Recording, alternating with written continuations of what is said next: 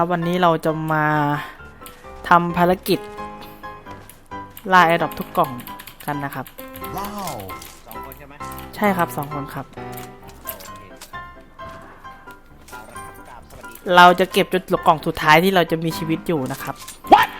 ยิงบ้างเลยยิงบ้างยิงบ้างยิงบ้างเลยยิงบ้างเลยขอแลกหมวกหน่อยแลกหมวกหน่อยแลกหมวกนมแตกสวัสดีเพื่อนๆอีกครั้งนะครับ Nope วันนี้เรา2 คน เฮ้ยมารยาทดีสวัสดีหลายรอบเลยนะถ้ามีคำหยาบออกไปก็ขอกราบขออภัยทุกท่านมาณที่นี้ด้วยอีดูแล้วชอบใจอย่าลืมติดตาม ขอบสนามท็อป10จะรับทำไมนี่ เอาล่ะแนะนำเป็นต้องการรถจ๋เสียงเครื่องบินมาหรือยังไล่ล่ากล่องอย่างเดียวใช่ไหมแม่นแล้วครับน้องว่าไงพี่ก็ว่าตามครับโอ้พระเจ้าจอร์จมันยอดมาก เฮ้ยใช่ไหมพี่เองเนาะรถเอ้ยเราได้แล้วรถคันหนึ่งมารถตู้ลุงหนอน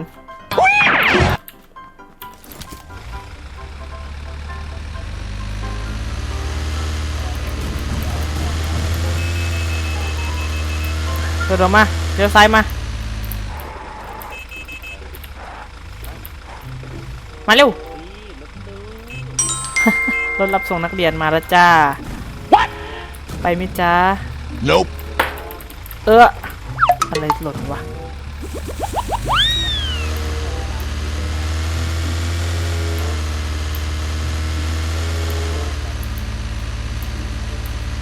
ไปต่อไม่รอแล้วนะ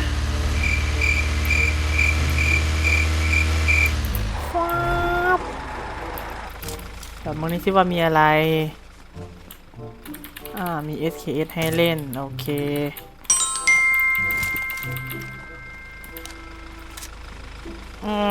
แซงหน้าไปครับเฮ้ยเกมนี้เราต้องเก็บน้ำมันสวยไอ้สโมกก็ต้องเอาจ้าโหรีบจังเลยคุณ4 2 กระบอกว่ะไปเฮ้ยบอทเอ็กซ์ซ้ำแม่มเลยเฮ้ยบอทมันต้องมียาเชื่อผมขอความลังนี่ก็ได้ยังเด็ดๆจริงๆจงเชื่อผมนะครับบอทมันต้องมียาเห็นไหมแต่ผมไม่มีครับผมต้องวิ่งหาครับมันไม่ยอมว่ะน้องก่อนเร็วครับน้องก่อนเร็วตรงนี้ไม่มีคนนึงเดี๋ยวนะพี่ตาไปหาพี่เลี้ยวครับ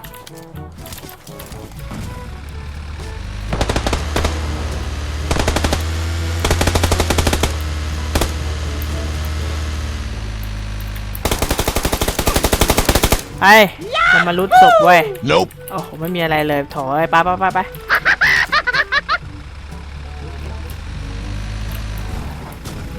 ทำไมเครื่องบินยังไม่บินอีกนะ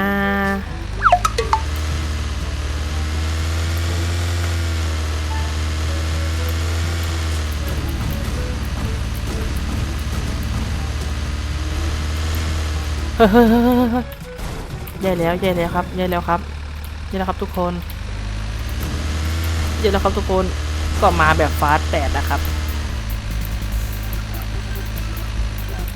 ชนแม่งเลยเพื่อนมึงอยู่ไหนเพื่อนมึงอยู่ไหน What the fuck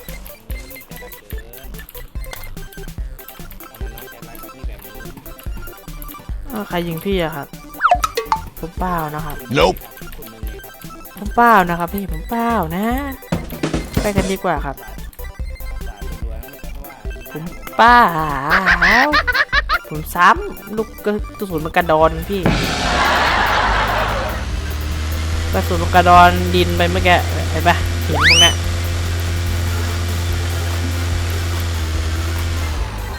แล้ว ไม่ต้องฟาร์มเกมนี้เราวิ่งยิงอย่างเดียว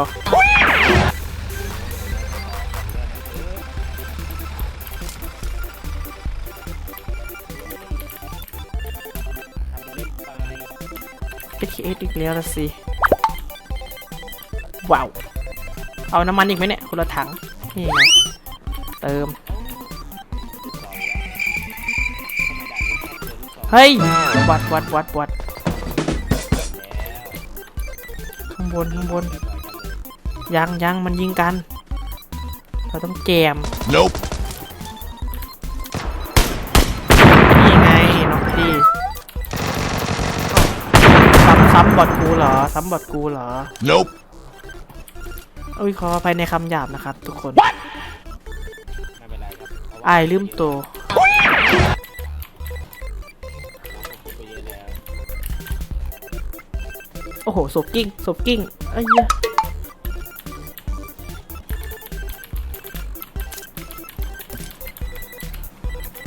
ไปรถอยู่ไหนวะ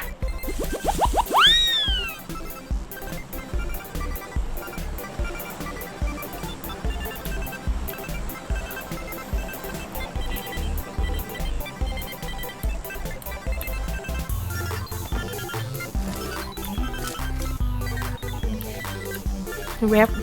บ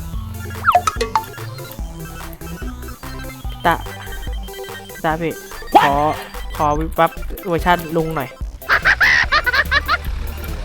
เฮ้ย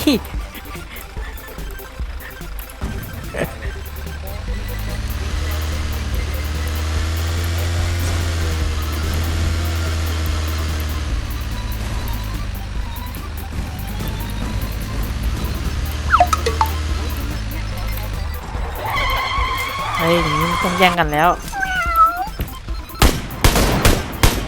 Nope. เรียบร้อยอ้าวรถหายอ้าวรถจ๋ารถ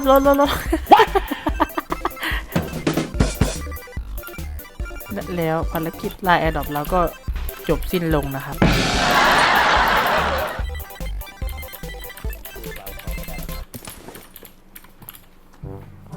เพราะว่าเราเจอคลิปตรงว่ะเอานี่ดีกว่าหลับกันโอเค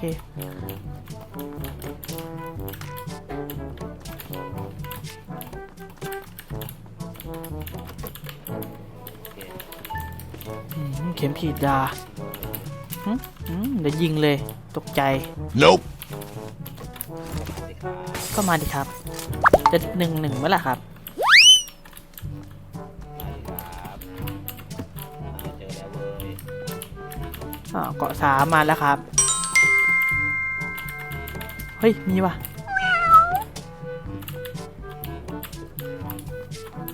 เฮ้ย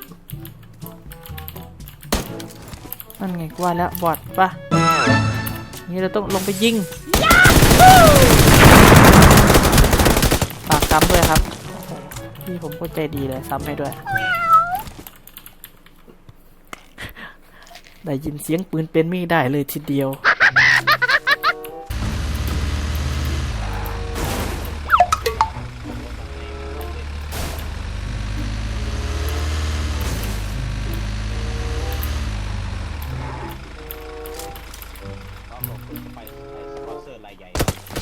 มันเอาเราแล้ววะบีบแต่เรียกมันตรงไหนวะเมื่อกี้ยิงเราอยู่ตรงไหนวะ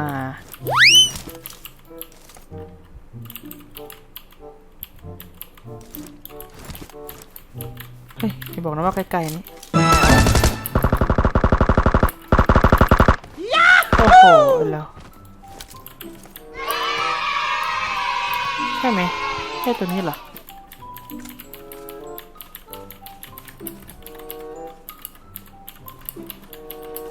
นั่นไงตัวนั้นมาแล้วไม่ใช่ จะหมอบทำต้นตึกอะไรเอ้าออนวิ่งไปนู่นแล้ว Nope เดี๋ยวรอ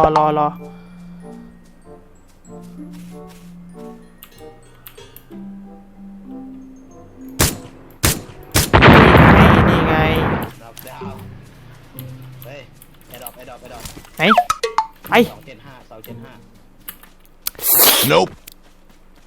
285เอ้ยไม่ใช่ไม่ลั่นปากเฮ้ยเราเปลี่ยนคันดีกว่า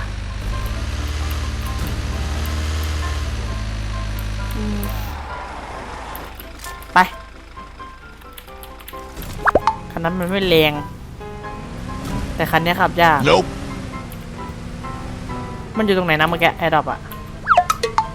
ทำไมเราไม่มาร์กยังดิฟโอ้โหฟาสเก้ามึงไงเทพกว่านี้ไม่มีอีกแล้วครับวู้ฮู้ Oh no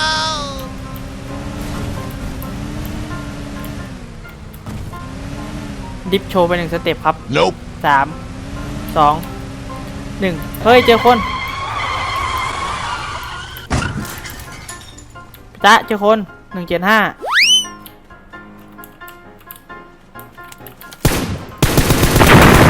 แล้วก็ปรับตัว B ไว้อย่ากระสุน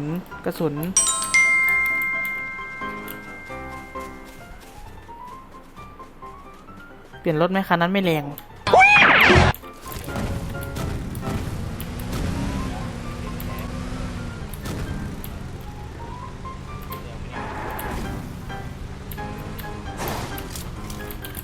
เฮ้ยอะไรมันแหลก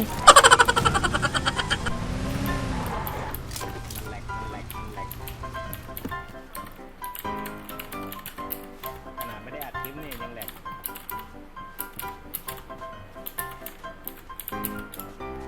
เฮ้ยคนไปไหนหมดวะ ได้ยินปะ ได้ยินอยู่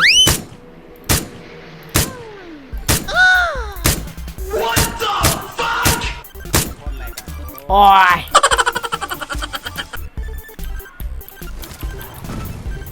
เวลามันดีกว่า Nope. ตามมาครับพี่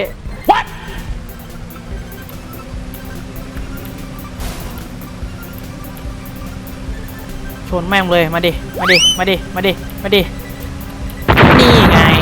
ไงเรื่องกับพี่อ่ะนั่นแกแค้นว่ะมันเอาว่ะแค้นอ่ะ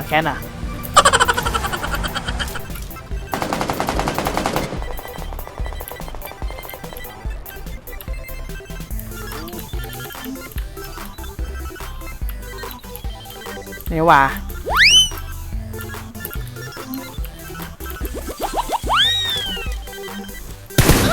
โอ้ยเปิดเข้ามาประตูอ่ะ Nope. สายรูทไม่พูดเยอะรูทอย่างเดียว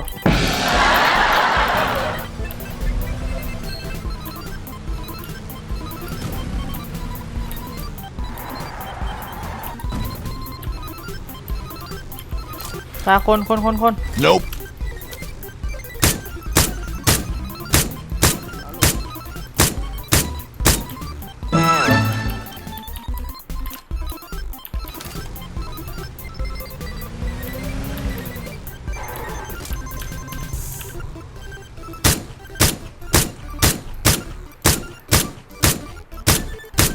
โอ้ย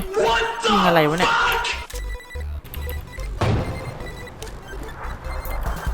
เฮ้ยว่าแล้วทำไมเขาเงียบเว้ยเขามาซุ่มแอร์ดรอปวะเขาไม่แบ่งเราวะทุกคนเราไม่เล่นนะ M24 อ่ะ Nope. ก๊อก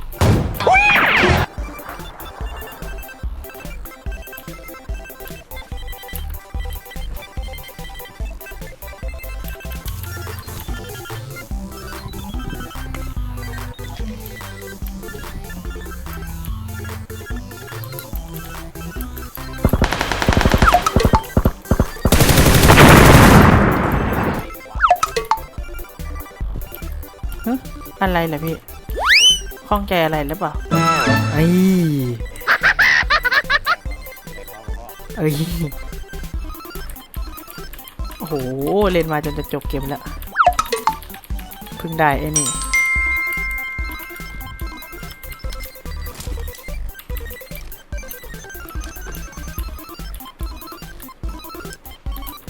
กระสุนนี่จะหมดแล้วปะ Nope. ไม่เป็นไรเลย2 คนเอง2 คนนี้เราจะเอายังไงกับมันดีพี่ ก็ปลูกครับลุยหามันไม่ดีแล้วก็เอาชาร์จ ไอ้ยะพูดเหมือนง่ายเนาะ ก็ทำเป็นเรื่องง่ายที่สุดลองทำลงมือทำแล้วน้องจะได้275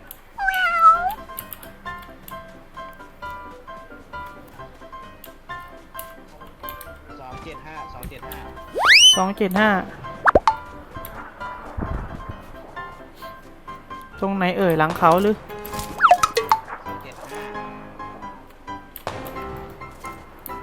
ไกลไหม Nope. โอ้ใกล้ๆนี่เหรอตายซะเอ้าเฮียจบแมตช์โอ้อะไรวะนี่มันเลย เย้ได้แชมป์ครับผม อี